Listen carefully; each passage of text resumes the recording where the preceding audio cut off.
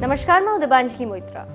शहनाई के जादूगर कहे जाने वाले भारत रत्न उस्ताद बिस्मिल्लाह खान अब इस दुनिया में नहीं रहे तो लगता है उनकी यादों और आशियाने को भी सहेजने की किसी को फिक्र नहीं। इसीलिए बनारस के जिस मकान में रहकर उन्होंने शहनाई को परवान चढ़ाया, जिस मकान में रहने के लिए उन्होंने अमेरिका में बसने तक का न्योता ठुकरा दिया, उसी मकान पर हथौड़ा चल गया।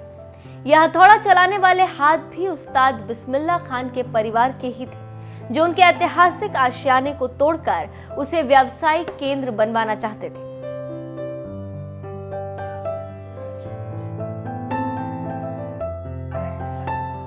लेकिन वो तो भला हो वाराणसी विकास प्राधिकरण का, जिसने विवाद बढ़ता देख तुरंत एक्शन लिया और वहां चल रहे काम पर रोक लगवा दी। इसमें ये संज्ञान में आया था, सूचना मिली थी तोड़फोड़ की। वहाँ पे वो हमारे संबंधित जोनल अधिकारी द्वारा गए, भ्रमण किया गया, तो पारिवारिक विवाद संज्ञान में आया है। किंतु क्योंकि वहाँ तोड़फोड़ की शिकायत थी, वहाँ उनको मौखिक रूप से भी और लिखित रूप से भी अवगत करा दिया गया है कि भविष्य में कुछ भी अगर निर्माण होगा वहाँ पे तो प्राधिकरण से नक्शा स्वीकृत करा के ही निर्माण किया जाए, बिना उसके न कराया जाए। राहुल जी, एक चीज और जानना चाहेंगे कि जिस तरह से खान साहब की जो पोट्री है जिसमें खान साहब रियाज किया करते थे, उसे लेकर वीडियो क्या सोच रहा है, और इस चूंकि उनका मामला है, उनका पारिवारिक मामला है या क्या है, टूट चुकी है पोट्री, है क्या? नहीं, इसमें अगेन उसके बारे में प्राधिकरण क्या सोच रहा है ऐसे महत्वपूर्ण है। उसमें तो निर्णय मेरे ख्याल से शासन स्तर से ही होगा कि उसके संबंध में क्या आगे जो हमें मार्गदर्शन मिलेगा उसके अनुसार हम काम करेंगे। ये जो दरो दीवार आप देख रहे हैं, ये दीवारें उस्ताद बिस्मिल्लाह खान की सुरीली शहनाई की धुन की गवाह है। इसी कमरे में वो फज्र की नमाज पढ़ने के बाद रियाज किया करते थे।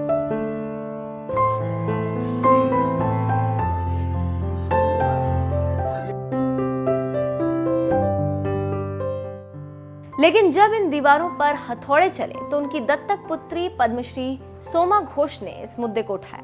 उन्होंने कहा कि उस्ताद ने इसी कमरे में अपनी संगीत की तपस्या की थी और अमेरिका के राष्ट्रपति रोनाल्ड रीगन का अमेरिका बसने का निमंत्रण सिर्फ एक कमरे में रखी चारपाई पर आने वाली सुकून की नींद के लिए ठुकराया था। उस कमरे को तोड़ना सही नहीं है। बाबा भारत रत्न बिस्मिल्लाह खान साहब, जिनका घर हम सभी कलाकारों के लिए एक मंदिर है, वहाँ पर उन्होंने साधना किया था और आखिरी सांस तक उसी कमरे में रहे, कहीं नहीं गए बनारस छोड़कर, अपने इस कमरे को छोड़कर।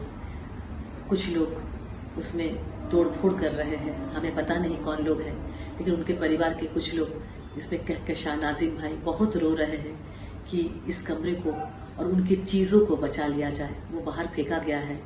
हमारे बनारस के डीएम और कमिश्नर जी से मेरा गुजारिश है कि वो कमरा, वो याद पूरे भारतवासी का है, वो बचा लिया जाए। सोमा घोष ने बिस्मिल्लाह खान के मकान ढहाए जाने का मुद्दा उठाया तो उस्ताद बिस्मिल्लाह खान की पौत्रवधू नजमी फिरोजा ने कहा कि उन्होंने बिना हकीकत जाने ही बयान जारी कर दिया।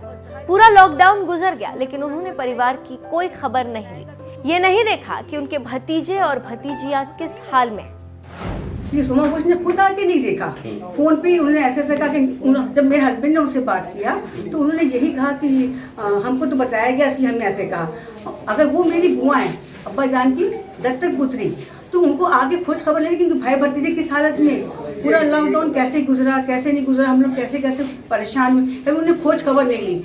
और अब इस तरह की बात बिना उनको देखे हुए ये बात नहीं स्टेटमेंट देना चाहिए था कि ऐसा ऐसा हुआ है। आगे पूछती परिजन, दोनों परिजन सवाल जवाब करना चाहिए, दोनों तरफ से, इधर से भी उधर से भी, तब बात छापी जाती है। एक तरफ सुन के नहीं बात छापी, एक तरफ सुन के आपने नाजिम भाई साहब की बात सुन के आपने स्टेटमेंट दे दिया पूरा। आप मोहम्मद इतना से पूछती कि क्या वजह है, क्या वजह है, ऐसा क्या हो रहा है, क्यों ऐसा हो रहा है। उन्होंने कुछ नहीं पूछा, पूरा लॉकडाउन ऐसा गुजर गया, कुछ उन्हें कोई सुनवाई नहीं ली, किसी कोई सुनवाई नहीं। उस्ताद बिस्मिल्लाह खान की पौत्रवधू ने बताया कि मकान काफी जर्जर हो चुका है। दादा अब्बा की सारी विरासत सुरक्षित है, सारा सामान सुरक्षित रखा है, उससे कोई छेड़छाड़ नहीं की गई। अभी क्या कंडीशन, जो अफवाह की जा रही है कि तोड़ा जा रहा है, रियल कंडीशन क्या है, काम क्या हो रहा है? अभी काम पीजे ने रुकवा दिया है, कोई बात नहीं। होना ये था कि इस कमरे का रिनोवेशन रिकंस्ट्रक्ट करके ऊपर के हिस्से में संग्रहालय बनता, और अब्बा जान की एक चीज संजोग हम लोगों ने रखी है, जब संग्रहालय बन जाएगा तो मैं किसी बड़े ऑफिसर या बुला के पूरा उसको हम इनॉग्रेशन करवाएंगे, सबको बुलाएंगे, सब देखेंगे।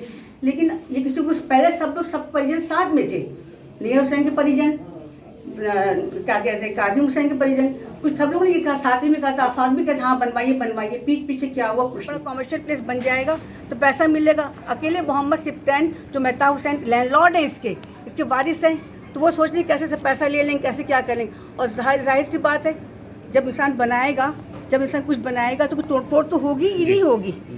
और ये मजदूर तो नहीं ना है, किसी ठेकेदार को, किसी बिल्डर को लेंगे तभी तो बनाएंगे, सिर्फ हवा दी जा रही है और सारा सामान इनका संरक्षित है। अगर ये संग्रहालय मैं बनवाऊंगी तो सब सामान आपको देखने को मिलेगा। भारत रत्न प्रधानमंत्री को मैं इनॉग्रेशन करवाऊंगी, उसमें विजिटिंग आवर रहेगा, सब कुछ अच्छे से रहेगा। जैसे एक होता है बड़े गैलेंट्री अवार्ड वाले विनर का रहता है, वैसे ही है, बस सब कुछ रहेगा, सब कुछ सारे अवार्ड है। ये मकान जर्जर अवस्था में हो गया, आप देखिए बनना चाहिए कि नहीं बनना चाहिए एकदम। अगर कोई फैमिली गिर जाएगी तो क्या होगा, प्रशासन जिम्मेदारी लेगा?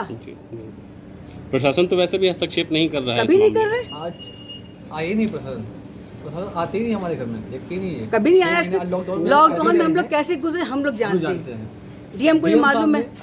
थोड़ा सा हेल्प कीजिए थोड़ी बहुत, कुछ नहीं है, वो भी हमारे कहने पे, उसके बाद कुछ खान साहब आज सब चले आ रहे, सारे मीडिया वाले सब इतना सोमवार वो कुछ इतनी बड़ी है, कुछ दत्तक पुत्री बनती, आगे पूछा कि उसके परिजन किसने थे, वो बेटी न है।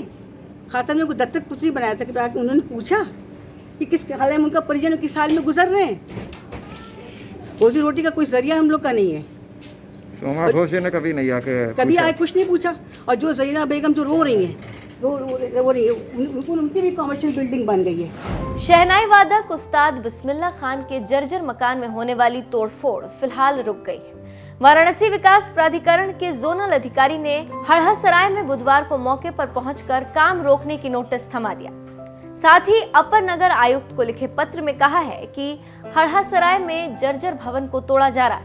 नियमानुसार पुराने और जर्जर भवन को तोड़ने के लिए नगर निगम से अनुमति लेना जरूरी होता है, इसीलिए मौके का मुआयना कराकर आवश्यक कार्रवाई करें। प्राधिकरण का उद्देश्य ये होता है कि जो भी निर्माण हो वो निर्माण नक्शा स्वीकृत कराने के पश्चात ही हो। उसके संबंध में उनको अवगत करा दिया गया है कि भविष्य में जो भी बनेगा, क्योंकि आज के समय में जो संज्ञान में प्रथम दृष्टया आया है वो पारिवारिक विवाद आया है, तो जो भी भविष्य में निर्माण कराए वो नक्शा पास करा के ही कराए, बिना उसके न कराए। कौन करा रहा था ये निर्माण? नहीं, निर्माण की अभी जानकारी नहीं है कि कौन करा रहा था। जैसा मैंने बोला कि तोड़े जाने की कुछ शिकायत संज्ञान में आई थी, और जब वहाँ मौके पे गए तो पारिवारिक ही कुछ विवाद संज्ञान में आया, परिवार के लोगों का ही, संबंधित का।